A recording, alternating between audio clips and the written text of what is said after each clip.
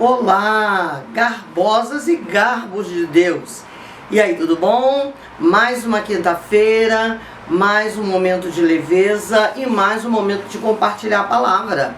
Eu sou a pastora Vânia Amaral, esse é o canal Leveza e hoje eu gostaria de falar com você sobre uma situação que tem acontecido muito nos tempos de hoje, sempre, mas nos tempos de hoje tem sido muito marcante isso. E para isso nós vamos nos basear no versículo 10 do capítulo 10 de João, quando um versículo bastante conhecido, já falamos sobre ele aqui, que diz que o diabo ele veio para matar, roubar e destruir. Mas, para falarmos da segunda parte do versículo, vamos voltar alguns anos, muitos anos atrás, e vamos cair lá no Velho Testamento, no livro que se fala muito sobre isso, o livro de Esdras e o livro de Neemias. Um fato ocorrido volta de 500 e poucos anos, antes do nascimento de Jesus, que foi quem falou esse versículo lá, João 10:10. Seguinte, o que estava acontecendo na época, o que aconteceu é que era muito comum se levantar os impérios se fortaleciam e esses impérios batiam neles o espírito do pique do cérebro, vamos conquistar o mundo. E aí, o império que estava em evidência na época era a Babilônia. E aí o rei Nabucodonosor da Babilônia invadiu Israel, destruiu Jerusalém, destruiu o templo, que era aquele templo suntuoso, construído por Salomão, idealizado por Davi, e levou parte dos judeus cativos para a Babilônia. Teve muita morte, muito judeu morreu nessa situação, e alguns e muitos foram levados, como muitos foram deixados. Aqueles que talvez não tivessem muito interesse ficaram num local destruído, com o templo destruído e com toda a riqueza, porque quando eles invadiam, eles levavam os despojos, né? E aí levava toda a riqueza da nação, todo o que tinha no tesouro, o que tinha de importância de ouro, de joias, de prata, né? Do que fosse valioso era levado. E o povo que ficou num local destruído e pobre, né? Não vamos entrar em detalhe, como já disse, o teólogo é meu marido, pastor Silvano, lindo, maravilhoso. Enfim, não sei quanto tempo que eles ficaram cativos. E nesse período que eles estavam cativos na Babilônia, se levantou um novo império, que foi o Persa. E o Persa foi e subjugou os babilônicos, e era o rei Ciro. E aí o que acontece? Como ele subjugou a Babilônia, tudo que tinha de ouro, de bens, de riqueza, de propriedade dos babilônicos foi levado para a Pérsia, e no meio do pacotão, lá vai os judeus levados para a Pérsia como escravos. Só que a situação deles na Pérsia já foi um pouco diferente. Eram escravos, mas já não de uma maneira tão, talvez, terrível quanto na Babilônia. E chegamos então aí no tempo de Esdras e Neemias, e aí eles tiveram autorização do rei Ciro para voltar a Jerusalém e reconstruir o templo. Foi mais a missão de Esdras, e a reconstrução dos muros, que foi mais a missão de Neemias. Só que aconteceu algo, voltando lá ainda no ataque da Babilônia, no domínio sobre os judeus, que o rei Nabucodonosor, quando ele subjugou Israel e quando ele destruiu, como eu falei, teve muitas mortes, mas as pessoas que foram levadas como escravo, ele levou especificamente, bem detalhadamente, e isso tem um significado muito grande, e vamos entender o porquê de tudo isso. Ele levou líderes políticos, líderes religiosos e sábios. Se entrarmos um pouquinho na história da escravidão no Brasil, né, mais uma das grandes vergonhas da história do Brasil, do meio dos escravos, os africanos, escravos não, se tornaram escravos, né, tornaram eles escravos.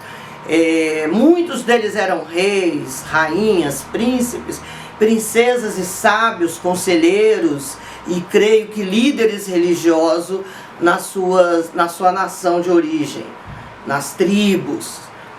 E o que isso aí nos faz pensar, amadas, amados, o que nos faz pensar? Em muitos momentos da nossa vida, que temos sonhos, projetos que estão no papel para se realizar, projetos que já estão em andamento, projetos que já estão estruturados, vêm às vezes situações terríveis e essas situações jogam por terra esses sonhos, esses projetos.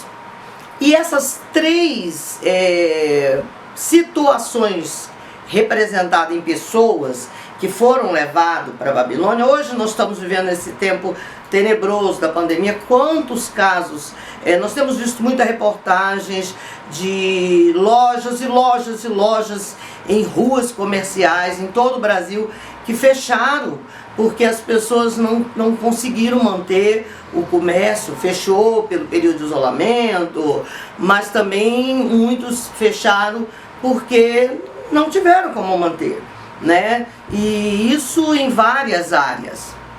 E isso abala muito a estrutura emocional das pessoas.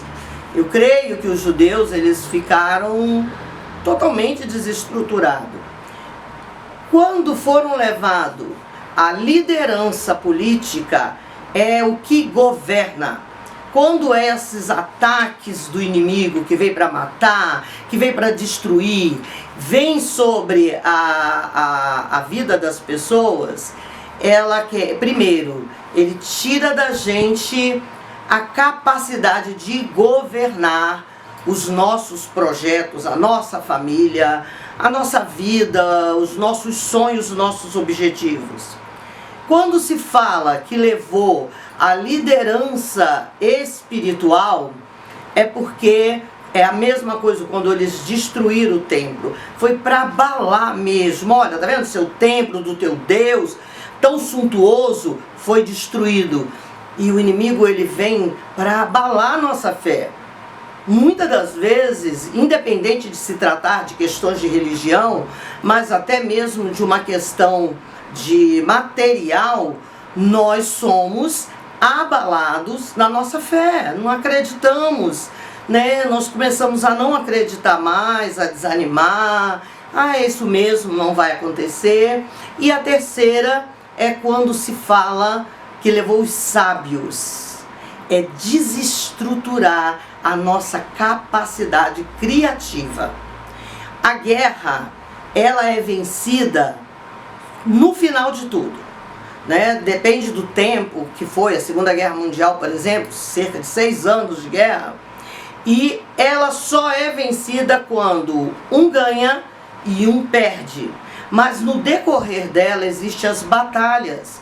Batalhas você pode ter várias durante a guerra, e entre essas várias batalhas você pode perder várias, mas uma batalha que seja ganha, ela pode te dar a estratégia para você ganhar a guerra e você virar a situação. E aí eu quero de novo voltar em João, no capítulo 10, versículo 10, quando a primeira parte que Jesus fala que o diabo vem para matar, roubar, destruir. Mas a segunda parte, que por incrível que pareça é muito menos citado, pregado e falado, ela diz assim: eu vim para trazer vida e vida em abundância. E todo o nosso sonho, projeto pode ser restaurado. Talvez não mais aquele, não continuar mais naquele ponto, mas começar um novo projeto, um novo momento. Para terminar, minha amada, meu amado, ainda voltando lá em Neemias, tem um finalzinho que quando eles lançaram os alicerces para a reconstrução do templo, houve um choro, houve uma gritaria, houve um júbilo tremendo no meio do povo. E sabe por quê? Aqueles mais idosos que chegaram a ser levados para o cativeiro na Babilônia, eles lembraram e eles choraram, porque eles lembraram, eles viveram o momento do ataque, da destruição. E os jovens que nasceram talvez lá no cativeiro e depois de escravos se tornaram livres, eles estavam felizes porque eles ouviam as histórias de Jerusalém restaurada, do templo restaurado. E foi uma gritaria, uma choração tão grande que quem estava fora dos muros ouvia e nem entendia o que estava acontecendo, mas sabia que havia uma festa. Então eu quero te convidar hoje para restaurar os teus sonhos e voltar a viver o melhor de Deus. E para você, dá teu like, fala dessa ministração, divulga e um beijo no teu coração.